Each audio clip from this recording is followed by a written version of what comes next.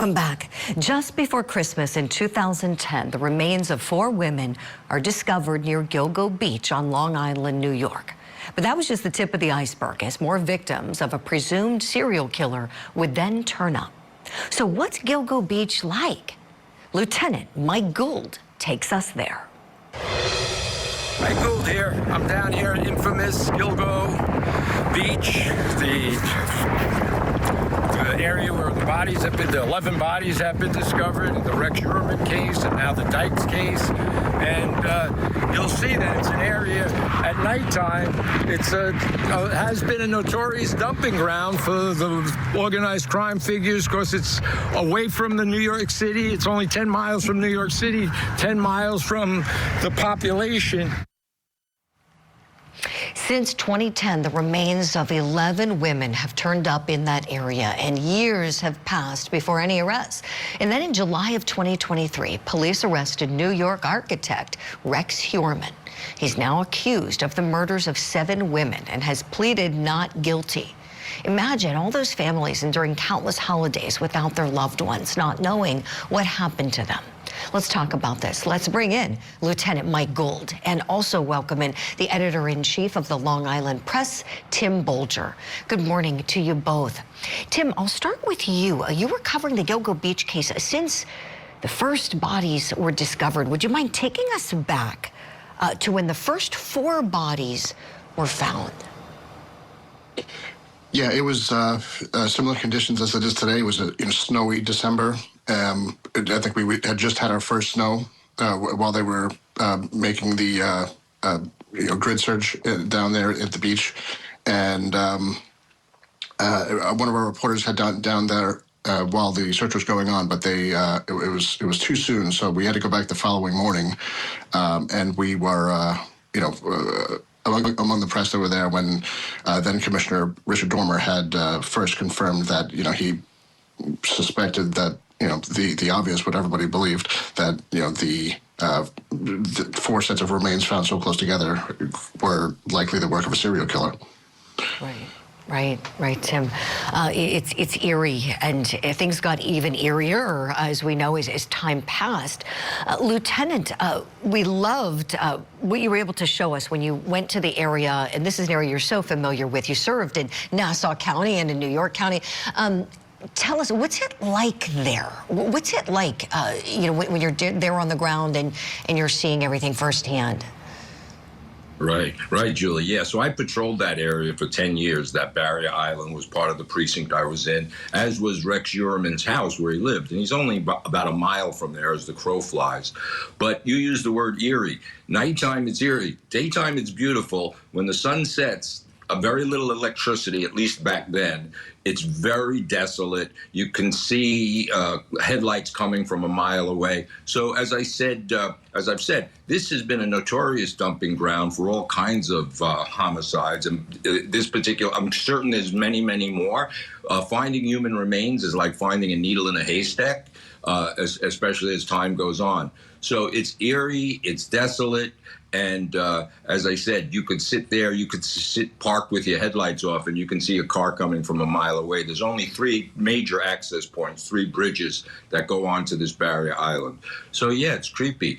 And it is an ideal place, the proximity to New York City. You don't have to go upstate. You can just drive out to Fire Island and dump a body if that's your proclivity. Right, Lieutenant.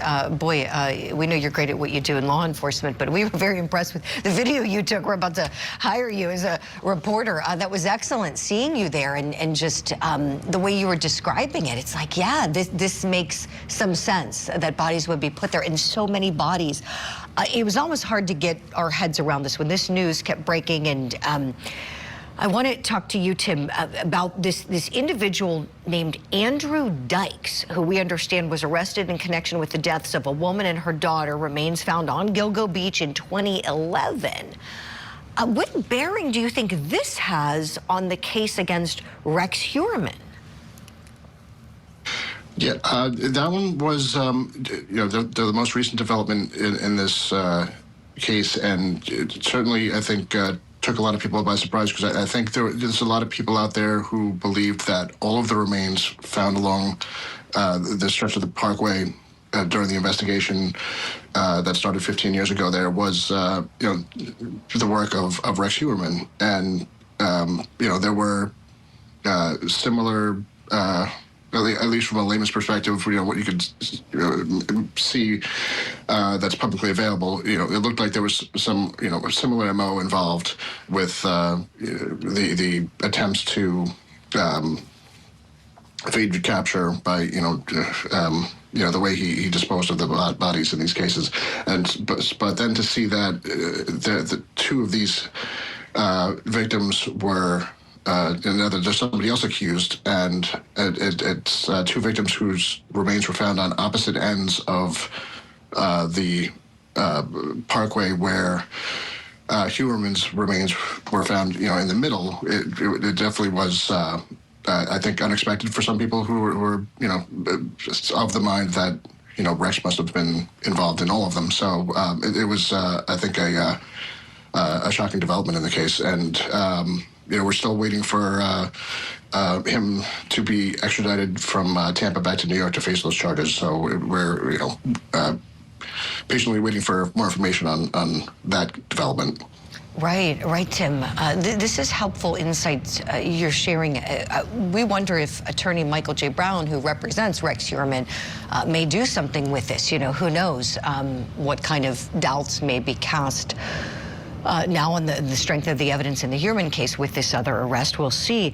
I have a clip, speaking of Michael J. Brown, I have a clip from the courtroom where he's representing his client, Rex Huerman. This was last year, and this was a moment. Tim, Lieutenant, I know you both will remember this when Rex Huerman spoke up to the court, said he's not guilty. Take a look. I know he's extremely frustrated. He has said from day one he is not responsible for these murders. He is, from day one, he wanted his day in court. So, no, he indicated, I expected him to say something lower level, but he obviously wanted to address the court, so he did. Okay, so Michael J. Brown reacting to what many reacted to in the courtroom with Rex Huerman, speaking up. Lieutenant, in terms of the strength of the case against Rex Huerman, would really appreciate your insights, thoughts on this. Do you think that prosecutors have a strong case against him? Yeah, Julie, certainly for some of them, maybe not all, it's hard to say. And we talk about these human remains being scattered. Scavenger animals move these remains around. So it's very difficult to actually identify the actual site of where a crime may have been committed. But to answer your question, there's a lot of digital evidence. There's a lot of evidence here.